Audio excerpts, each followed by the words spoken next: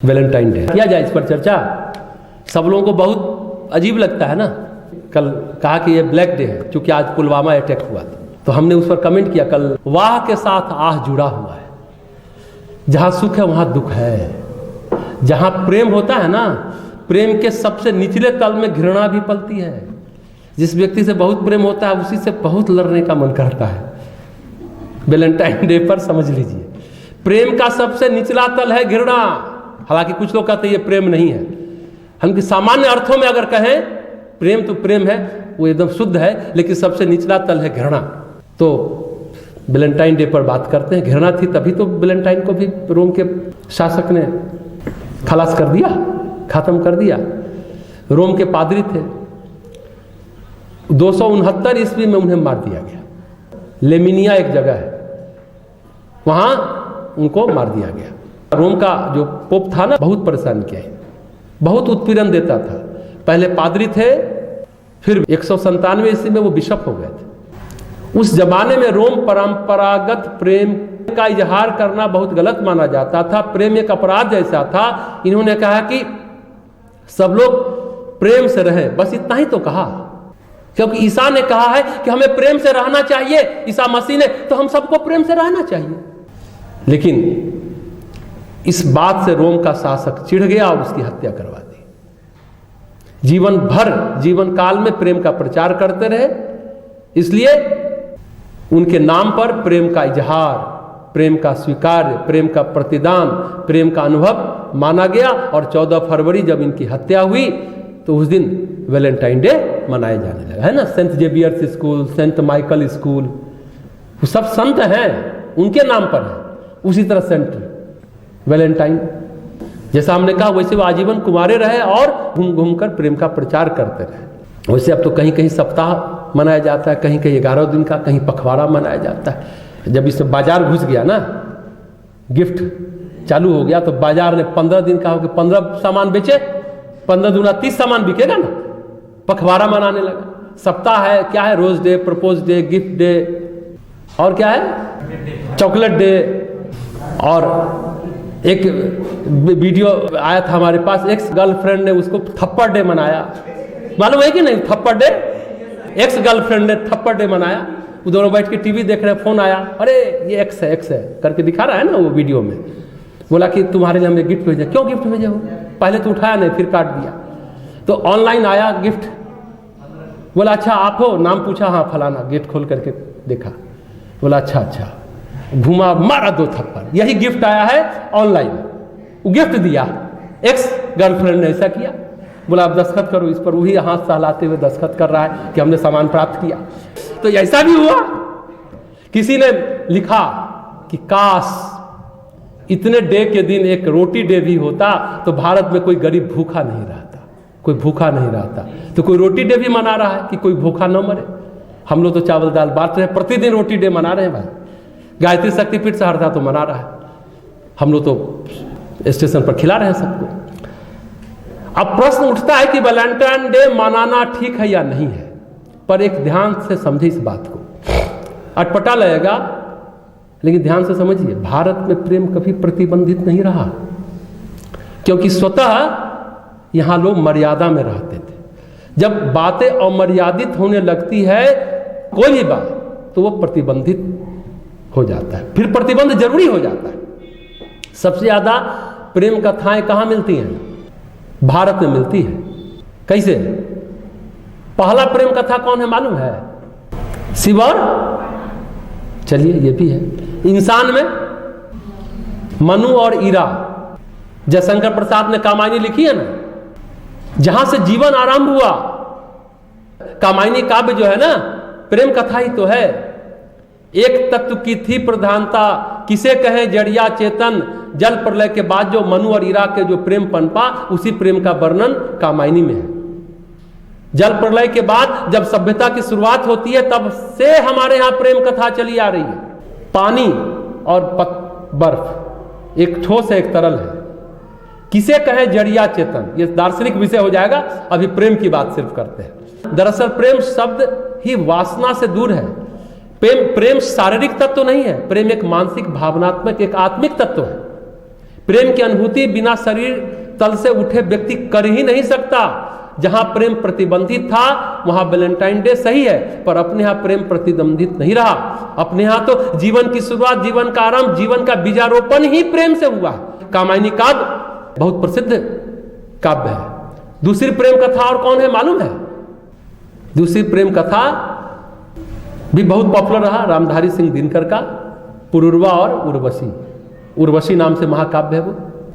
तीसरी प्रेम कथा है अपने जीवन में अगस्त ऋषि और लोपामुद्रा की प्रेम कथा। अपनी संस्कृति में, अपनी परंपरा में बाकायदे प्रेम उत्सव मनाने की परंपरा रही है। उदयन और बासव दत्ता का भी रहा है कि प्रेम कथा है, वो भी बड़ा महत्वपूर्ण है। अपने संस्कृति में, अपनी परंपरा में प्रेम उत्सव मनाने की परंपरा रही और कई दिन ये चलता था। उस उत्सव का नाम जानते हैं क्या? हमने पिछली बार बताया था, मदनोत्सव। पिछली बार बताए थे, ये लड़की थी। मदन उत्सव। मदन किसका नाम है?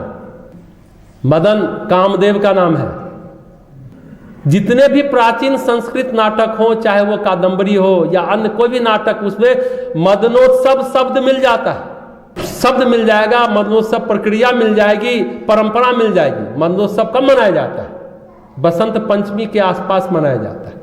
बसंत पर्व से प्रेम का पर्व, काव्य का पर्व, श्रृंगार का पर्व और ज्ञान का पर्व मनाया जाने लगता है। बसंत पंचमी परसों हम लोग मनाएंगे।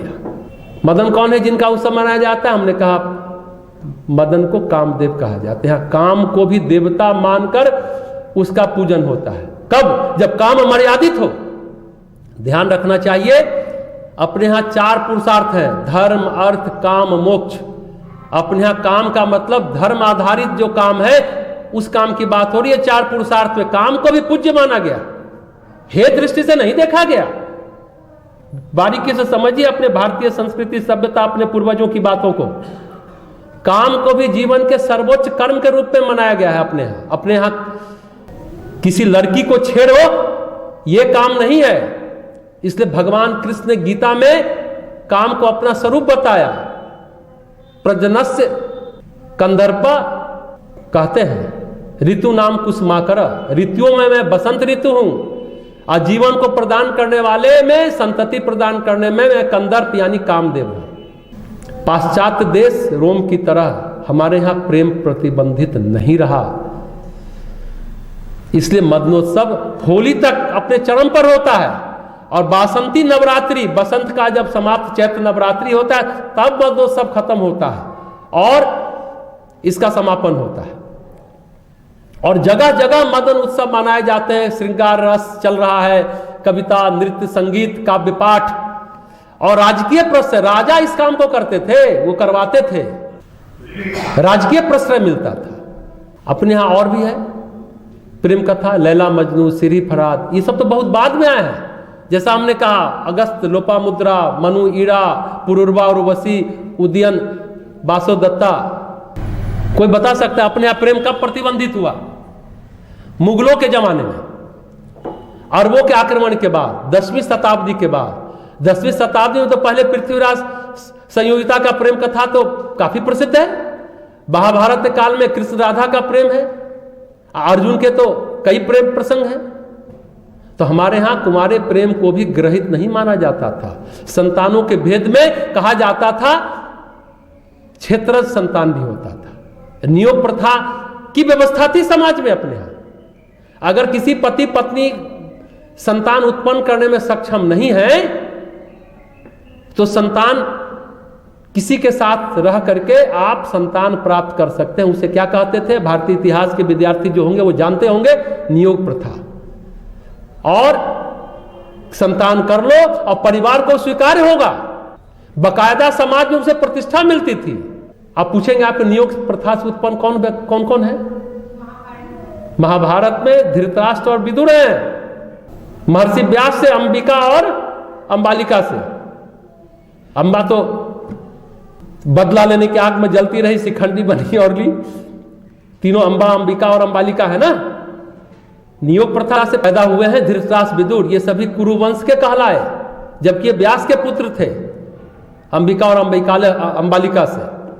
तो हमारे यहां प्रेम प्रतिबंधित कभी रहा ही नहीं। अरबों के आक्रमण के बाद प्रेम पर प्रतिबंध लगा। इसलिए लगा क्योंकि मुसलमानों में स्त्री संपत्ति मानी जाती रही। संपत्ति को हरण किया जा सकता है, संपत्ति को बलात् अधिकार में लिया जा सकता है। जैसे हम धन की चोरी कर सकते हैं, उसी तरह हम आपकी स्त्री की भी चोरी कर लेंगे। बाद में अपनी संस्कृति में, अपनी परंपरा में 3 चीजें समाज में हमने मान लिया। क्या मान लिया? मुसलमानों के बाद जर, जमीन और जोरी। जर मतलब जेवर, जमीन जेवर गहना जवाहरात, हीरे जवाहरात। जमीन मतलब भूमि, और जोड़ो मतलब पत्नी, किसी की भी छीनी जा सकती है। ये मान लिया हम लोग, ये गलत परंपरा, ये गलत परंपरा है। मुसलमानों के बाद हमने मान लिया। तो जब से ये छीना झपटी शुरू हुई ना, तो कहा गया सिर ढको, कोई तुम्हारे सौंदर्य को देखेगा तो कहीं तुमको उठा लेगा मुसलमान लोग। तब आई बुर्के की परंपरा। अब बुर्के का एक रूप क्या है? घूंघट। ऐसे घूंघट का प्रचलन शुरू हुआ जब छीना झपटी शुरू हुई, बलात् हुआ, जबरदस्ती हुई, उठा लेना हुआ। फारस के देशों से हम लोग के संबंध रहे। कहते हैं ना, विदेशों से ईरान की लड़कियां सबसे ज्यादा सुंदर मानी जाती थी। ग्रीक काव्यों में भी इसका उल्लेख मिलता है। ईरान की दासियां करके आता है। जब हरण की परंपरा शुरू हो गई, आ गई, तो मजबूरी में प्रतिबंध आया। अपने यहां का इतिहास देखिए तो बड़ा आश्चर्य लगता है, किधर हम लोग जा रहे हैं, कहां जा रहे हैं। अपने यहां तो स्वयंवर की प्रथा थी, स्त्री को पूरा अधिकार था स्वयं का वर चयन करे।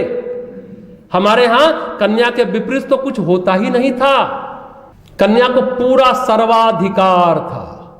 ऐसे कहिए, यहां क्या कहा गया? 10 पुत्र समा कन्या, एक कन्या 10 पुत्र के समान है। यह संस्कृति है, यह सभ्यता है, यह चिंतन, यह परंपरा अपने यहां की रही है। अपनी संस्कृति में न तो प्रेम प्रतिबंधित रहा, न तो स्त्रियों का अधिकार प्रतिबंधित था। हाँ, 10वीं शताब्दी के बाद सुरक्षा के दृष्टिकोण से प्रतिबंध शुरू हुआ।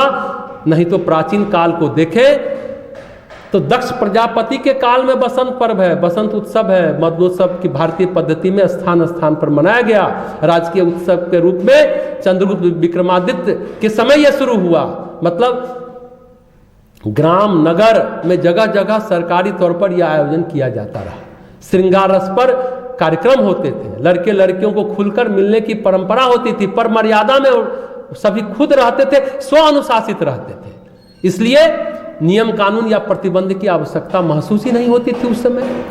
एक दूसरे के प्रेम को स्वीकार करना, एक दूसरे के प्रति प्रेम को प्रकट करना, यह कोई गलत बात नहीं थी। गलत बात तब हुई जब किसी को वासना के दृष्टि से हरण करने लगे और किसी के साथ जबरदस्ती करने लगे। उस समय स्वीकार हुआ, सामने वाला अस्वीकार किया तो भी कोई बात नहीं है। वहां से प्रतिबंध शुरू हुआ।